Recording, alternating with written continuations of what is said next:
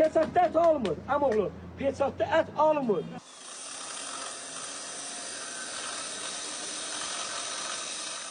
Sanitar gigiyena norma və qaydalarına uyğun olmayan şəraitdə qanunsuz heyvan kəsimi yoluxucu xəstəliklərin yayılması üçün birbaşa təhlükə yaradır. Qida Təhlükəsizliyi Agentliyinin əməkdaşları bu dəfə paytaxtın bir neçə rayonunda fəaliyyət göstərən ət kəsim məntəqələrinə reyd keçirdilər. Reyd zamanı bir neçə məntəqədə sanitar normalara əməl edilmədiyini, ətin açıq şəraitdə saxlandığı, həmçinin satışa çıxarılan məhsulların baytarlıq ekspertizasından keçmədiyi müəyyən olundu.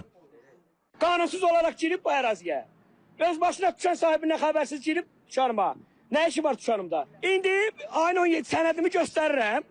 Keçən səfər iyun ayında buranın cərimələri kəsim olmaz. Müəllimin təqdim etdiyi sənədlərdə 17-si baytar müşahidə edici sənədi 17-si tarixində alıb və 20-si tarixinə qədər etibarlıq müddəti var. Hazırdakı tarixlə isə qeyri-uyğunsuzluq var. Qanunsuz kəsimin birbaşa aşkar olunma halıdır. Buna görə də İnzibati Xətalar Məcəlləsinin 289-cu maddəsinə istinadən güc protokol tərtib olunacaq.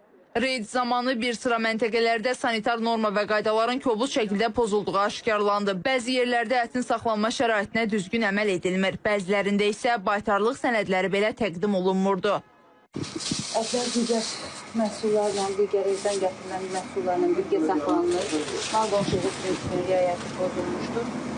Eyni zamanda ətlərin üzərində digər tərəfdən baxdıqda ətin üzərində möhür yoxdur. Həm ətin üzərində möhür olmalıdır, həm də onun istehlaka yararlı olduğunu təsdiq edən baytarlıq müşahidə edici sənədlər olmalıdır. Başa düşdüm xanım. İndi burada necə deyirsə, oğurluq mal gətirib kəsmirik və yaxud da satmırıq.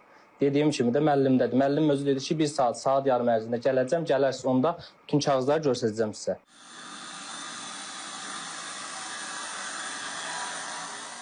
Qüsurlardan biri məhsulların digər məhsullarla birgə saxlanışıdır ki, hansı ki birbaşa mikrobioloji çirklənməyə şərait yaradır. Eyni zamanda ətlərin üzərində möhür yoxdur. Biz heyvanın nə dərəcədə kəsim şəraitində kəsildiyi barədə məlumatlı deyilik. Xəstə və yaxud sağlam heyvan olduğuna dair bir məlumatımız yoxdur. Aşkar edilən problemlərlə bağlı obyekt sahibi ilə də əlaqə saxlanıldı. Ətlərin heç birinin üzərində möhür yoxdur. Möhür xanım, o bilirsən necədir, o bilirsən, cəmaat möhür orada görəndə almır ki, bu yəqin xaricdən gəlmə ətdir. Bəzi ət satışı yerlərində isə heç suallara cavab tapa bilmədik. Hazırda da obyektin qarşısındayıq, bağlayıb qaçıb sahibkar.